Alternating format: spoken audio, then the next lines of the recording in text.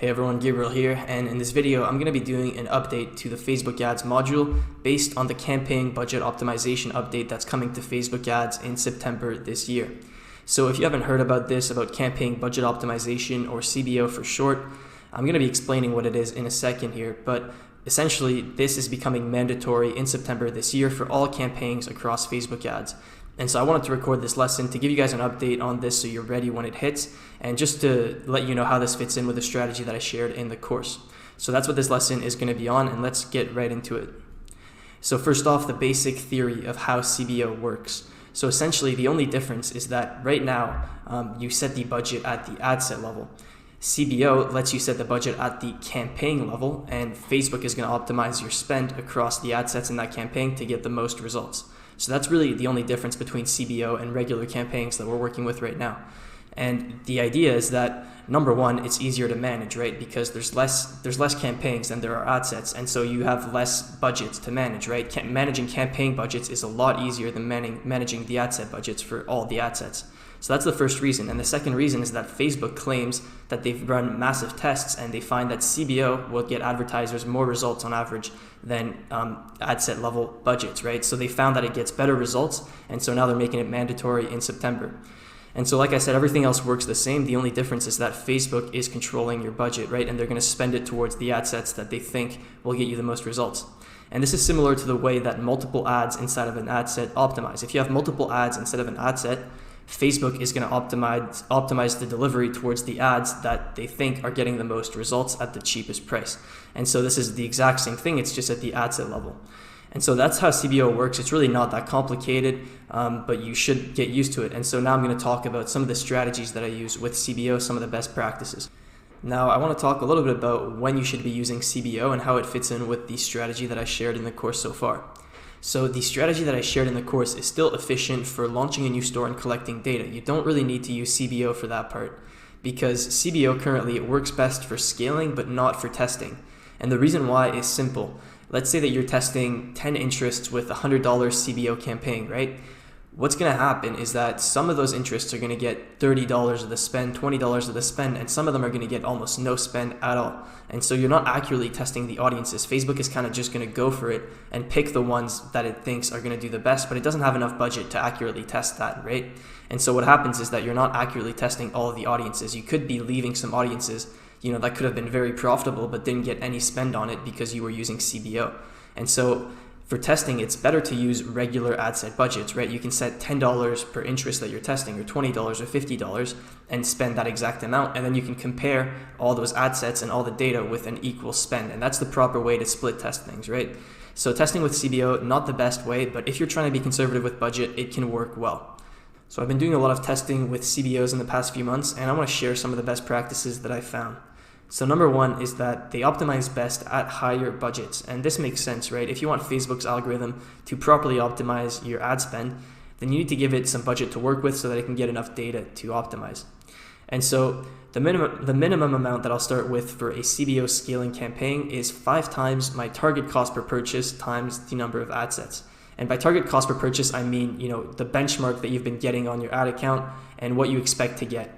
And so if your target cost per purchase is $10, then that would be 50 times the number of ad sets for your minimum budget. And like I said, this is for a CBO scaling campaign. So this is for audiences that you've already tested before and are profitable, and now you want to scale them and give them the best chance to perform well. And so you should start with a high budget according to this formula. And what I'll do is I'll usually do 10 times the target cost per purchase times the number of ad sets, but 5 times is the minimum that I'd recommend. Now for testing with CBO, the minimum budget that I'd recommend is just 1 times your target cost per purchase times your number of ad sets. And if your target cost per purchase was $10 and you had 15 interests that you wanted to test, then the minimum campaign budget that I'd recommend is $150. And like I said earlier, testing with CBO, I wouldn't recommend it. It's only if you want to be conservative with budget, and that can work well in that case, but otherwise I'd recommend testing with regular ad set budgets. Now, the number of ad sets per campaign, what I found that works best, what's the sweet spot for scaling, is 5 to 10 ad sets per campaign. And usually I'll just do 5 ad sets per campaign for scaling. Now, for testing, I'd recommend 10 to 20 ad sets per campaign. Now, the last thing is that for scaling low-ticket products, I've seen better results using a 1-day click conversion window versus a 7-day click, 1-day view. Alright, so now I want to talk a little bit about scaling with CBO. So the first thing is that CBOs can be scaled a lot more aggressively than ad set budgets. And this is something that I've noticed with my own ad accounts, but also that the Facebook ads community seems to agree on. And so to scale CBOs, all I've been doing is editing the campaign and increasing the budget. There's no need to duplicate the campaign and increase the budget. You can just edit the existing campaign and increase the budget. And this is the general workflow of what I've been doing to scale CBOs. So if a campaign is very profitable, over 30 to 40% net profit, then I'll increase the budget by 50 to 100% every 2 days. So let's say that a campaign on the first day has a net profit of 40%, then I would probably just increase the budget by 100%. I would double the budget and I would see how that performs. And then for the next day, if for the next day the performance drops, I would just leave it running and wait until the next day, right? Because there could be a performance drop after a sudden increase in budget, but then it could re-optimize and stabilize. So I'd always give it 2 days after a budget change to make my next decision. And so that's the first thing. If a campaign is very profitable, over 30 to 40% net profit, I would increase the budget by 50 to 100% every 2 days. If a campaign is profitable but not extremely profitable, what I would do is I would take a more conservative approach to scaling, and I would just increase the budget by 20% every 2 days. Now, if a campaign is barely profitable, so less than 15% profit, I would just leave it at the current budget as long as it's not losing money, right? If it's profitable but just on like 10% profit or something, that's not enough profit to really scale that campaign, because scaling is probably going to eat up your margins. But if you just leave it running at the current budget, you can collect data and make a little bit of profit on autopilot. Now, when your performance starts to dip as you scale, you want to do the same thing in reverse. So let's say that you increase a campaign budget by 50%, and then the next day it tanks, and then you wait one more day and it's still doing very bad. Then what you would want to do is you want to decrease the budget. You want to edit that same campaign and decrease the budget.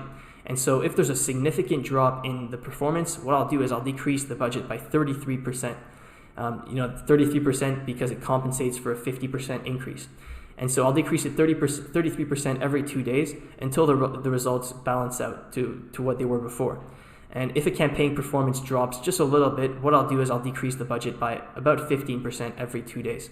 And so these percentages that I'm telling you for the increases, you want to take these with a grain of salt. It's not like an exact magic number that's going to get you good results. This is just what I've been doing and getting good results with. And so that's the general idea of how you scale with CBO and then decrease the budget once the results start declining.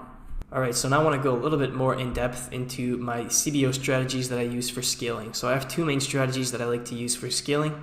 Number one is top interests, and number two is super lookalikes. So I'm going to start by talking about the top interest one, and then I'm going to hop into my ads manager to show you a case study of that applied in practice. So what I'll do is I'll start testing 15 to 20 single interests in a new campaign. And for testing, I recommend ad set level budgets, as I talked about earlier, but you can use CBO if you're trying to be conservative with budget. And so I'll test 15 to 20 single interests. And the goal here is to get 5 or more interests that are profitable over 2 days. And so what you want to do is you want to keep testing new interests and narrow down the best interests that you find by a certain age group or a certain demographic, like a set of countries or something, until you find profitable ad sets. And so like I said, the goal is to find at least 5 ad sets that are profitable over 2 or more days.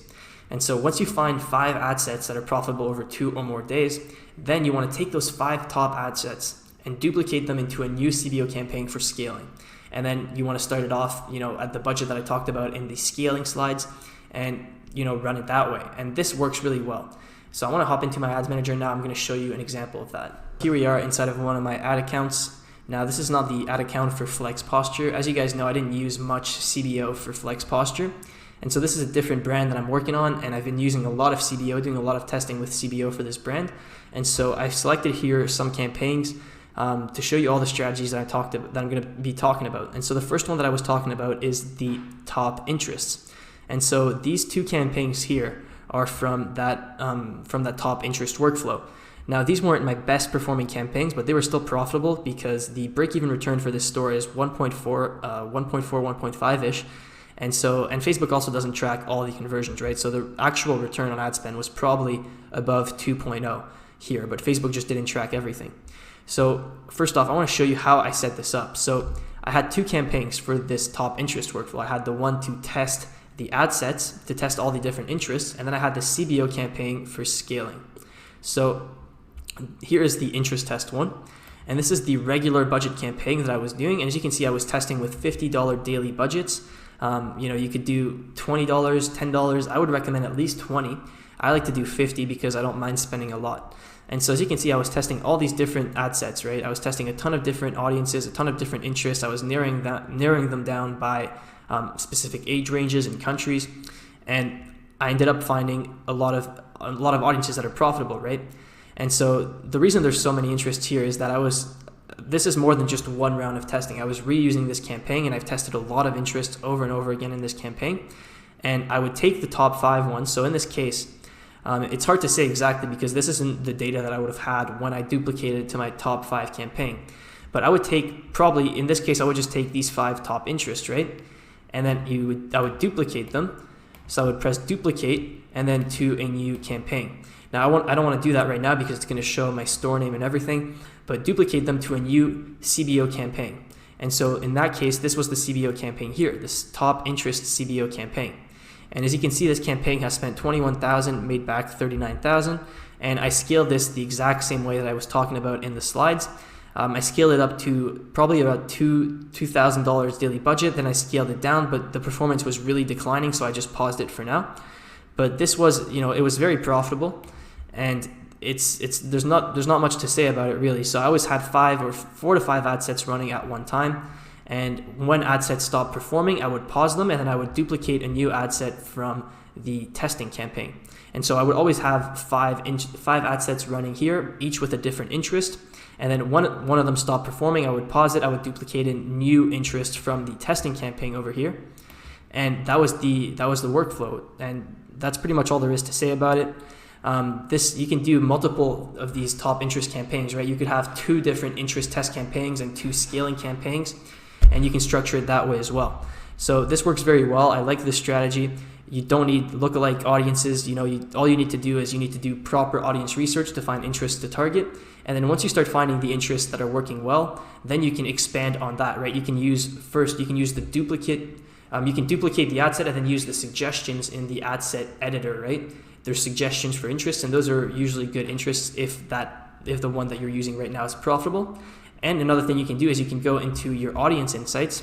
So if you go all tools and then you go to audience insights, you can go here, then you can enter an interest that you know is profitable, and then it'll give you a list of similar audiences that you can target. And so those are 2 strategies that you can use to find more interests. And essentially, you always want to be testing new interests in your test campaign, and then you want to duplicate the best ones over to this CBO scaling campaign, and you want to keep cycling new ones in to keep everything fresh, right? If an interest stops performing, you want to duplicate a new one in. And that's essentially the top interest campaign setup. And yeah, I hope that makes sense. All right, so now I want to talk about the second strategy that I use for scaling with CBO, and that is super lookalike audiences. Now, what are super lookalike audiences? Essentially, it's just grouping lookalike audiences together to create larger lookalike audiences. And I've already talked about the benefits of grouping audiences in the scaling by grouping section. And this is no different. This is just doing it in a more structured way and also combining it with CBO. So the way that I'll do this is I'll start off by testing all the 1% lookalike audiences that I have in a new campaign. So I'll start testing, website visitors, top website visitors by time spent, add to cart, initiate checkout, purchases value-based, Facebook engagement, Instagram engagement, really all the different lookalike audiences that you can test. You want to test all the 1% audiences in a new campaign. And after 2 days, so you want to leave it running for 2 days to really get some good data on that. After 2 days, you want to take the top 3 lookalike audiences with the most purchases and the best return on ad spend. So you want to look at both of those, purchases and return on ad spend, and determine what your top 3 lookalike audience types are.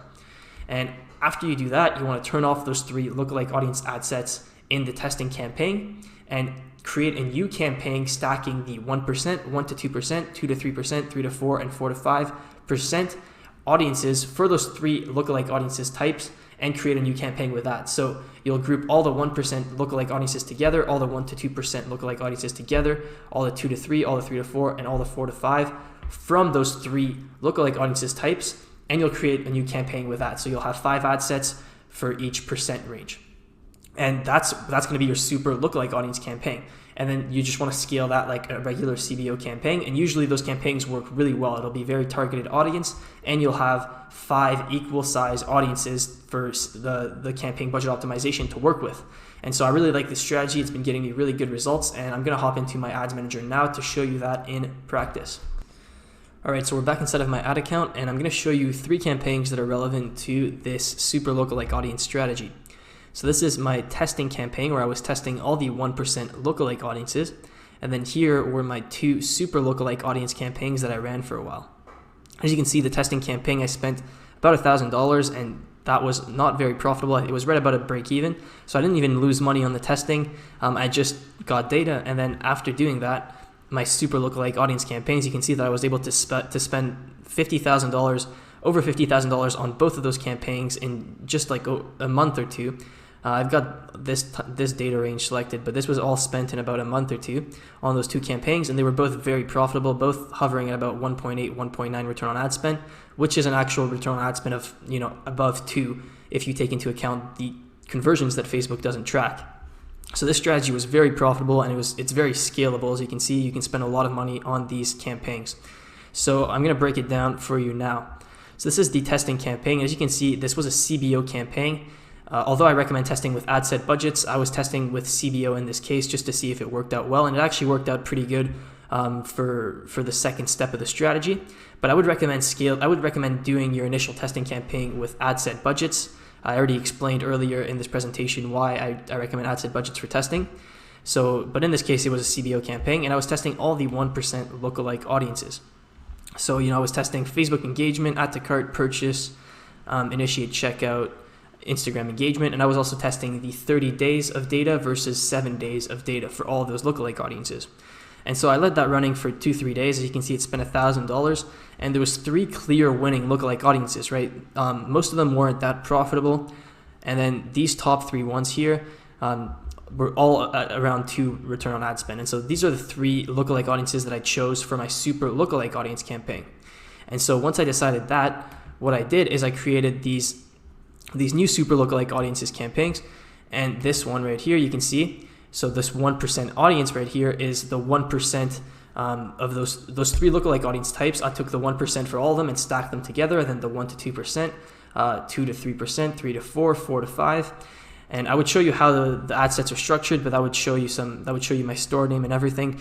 So I'm not going to do that, but it's very simple. It's literally just the 3 1% audiences. Here it's the 3 1 to 2% audiences. Here it's the 3 3 to 4, and so on. And I leave all these ad sets running. I don't pause any of them. I just leave them all running. This campaign is super easy to manage. You don't have to touch the ad sets at all once you set them up. All you do is you just manage the budget of the campaign, and Facebook will take care of the rest in terms of optimizing the spend. Now, one thing that I have noticed for these CBO campaigns as well that I forgot to mention in the best practices is that using multiple ads per ad set gets me more consistent results. That's what I found. So I'll use at least 2 ads per ad set. And like I said, this is for later on when you're scaling. So at that point, you should have tested multiple different ads. You should have multiple ads to work with. And so I'll usually do around 3 ads per ad set for my CBO scaling campaigns. And that helps me get more consistent results. And I'll always be testing new ads. And then once I find new good ads, I will duplicate those into my CBO scaling campaigns, right? Because ads do die out, and you always want to be testing new ads, and you want to be cycling new ads in. But that's a whole different topic, so I'm not going to dive too deep into that right now. But yeah, as you can see, this one was a super lookalike audience for just the US. It did very well. And then this one was the same super lookalike audience campaign, but for e-packet countries. So for all e-packet countries, when I was creating the lookalike audiences, I created them for all e-packet countries. And I ran both of these side by side, and they didn't overlap that much because the e-packet countries one mainly got all the countries that I wasn't targeting with the US campaign. So I could have actually just excluded the US from the e-packet countries here. But this campaign was also very profitable. If I break it down by the countries, you'll see that this one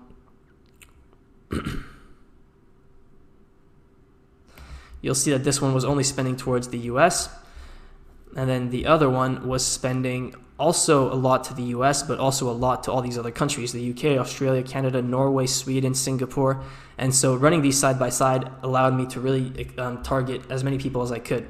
Now, looking back on this, I probably should have excluded the United States from the e-packet country campaign here, just to avoid any overlap. But that's the overview of this super lookalike audience campaign.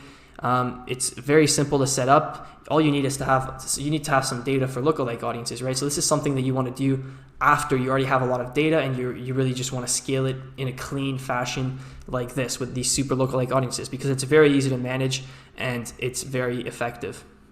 All right, so I want to talk about a third strategy that I've been using that works quite well for scaling with CBO, and this is just age groups with no targeting. And this works best when you have a lot of purchases on your pixel. So for this strategy, I'd recommend having at least 5,000 purchases on your pixel, because with this strategy, essentially, you're relying on Facebook's purchase optimization to work well. You're giving Facebook a very, very broad audience, and you're just hoping that it knows what a buyer looks like based on your purchase data on your pixel, right? You're telling it to optimize for purchases based on the pixel data that you have. And so you can give them a very broad audience, and Facebook is going to be able to find good people within that audience. And so essentially you just want to split up your audiences into 5 groups of different age ranges, right? Into 5 age ranges. And so this is usually what I'll do. I'll do 18 to 24, 25 to 34, 35 to 44, 45 to 54, and 55 plus. And so I'll create 5 ad sets with just those age groups as the targeting, and I'll also narrow it down to a specific gender if necessary.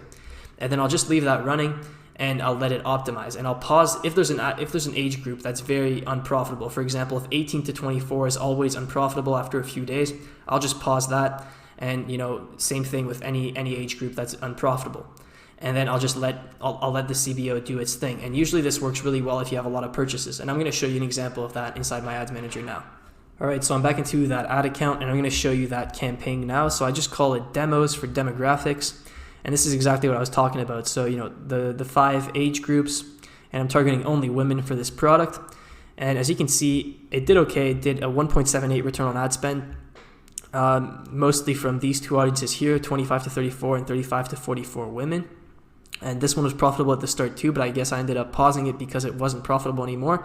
And I ended up pausing the whole campaign because the performance was declining very significantly. But I've used this similar structure for other stores as well. And sometimes you get very surprising results doing no targeting, just doing these age groups, very broad audiences, and letting the Facebook pixel and the purchase optimization take care of the rest. This works really well if you have a lot of purchase data, and very surprising results. And when you've exhausted your lookalike audiences and your interests, sometimes expanding to these audiences, to very broad audiences, and just letting Facebook do all the work can work very well. So if you have a lot of purchase data, definitely try out this structure because you might be surprised with the results. All right, so now the last thing I want to talk about in this CBO lesson is retargeting with CBO. This is a question that I get asked a lot. Should you be using CBO for retargeting? And the answer is yes, CBO works great for retargeting, and you can use the exact same retargeting structure that I outlined in the course previously. So I showed you guys how I set up my retargeting funnel in the course. I still do it the exact same way, and the only difference is that I switched on CBO, and I've seen better, if not, at least the same results, if not better. And so the exact same campaign structure, I'm going to keep the warm retargeting and the hot retargeting campaign separate. So the hot retargeting is website retargeting, website visitors, add to cart, initiate checkout, etc. And then warm is one step above. So it's people who viewed your ad, engaged with your ads, but haven't actually gone on the website yet. And you want to keep those 2 separate because the warm campaign will often not be profitable, but the hot will be very profitable. And so keep those separate. And increase or lower the ad spend every 2 days just based on the return on ad spend and frequency. So if you have a very positive return on ad spend and you have a low frequency, then increase it very significantly. And the main thing you want to look at is just the return on ad spend. So as long as you have a good return on ad spend, you're good, and you can increase until you see a significant drop in return on ad spend. So I'm going to hop into my ads manager just to show you that in practice. All right, so we're back into that ads manager, and this is my retargeting campaign here. I don't have a warm retargeting campaign on for this store because the warm retargeting isn't profitable for this, only the hot. And this is my retargeting campaign, so you can see it's doing quite well, 2.25 return on ad spend, and I set it up exactly like I show you guys in the course. I have my website visitors, add to cart, and then initiate checkout. And I always exclude the step lower. So website visitors excludes add to cart excludes initiate checkout, and then initiate checkout exclude purchases. And they all exclude purchases. And I also tested website visitors IG story placement, and this actually wasn't profitable, so I just turned it off. But everything else is the same. This is exactly like I show you guys in the course. And I just switched on CBO and let it do its thing, and it works quite well. All right, everyone, so that is it for this lesson on the campaign budget optimization update. I hope it was helpful and cleared up some confusion. And if you have any questions, just hop into the private group and let me know, ask a question there. And there's probably a lot of members who can help you out, but I'm still engaging every day in the private group, answering questions. And so, yeah, I hope this video was helpful. I hope you guys enjoyed it, and I'll see you guys next time.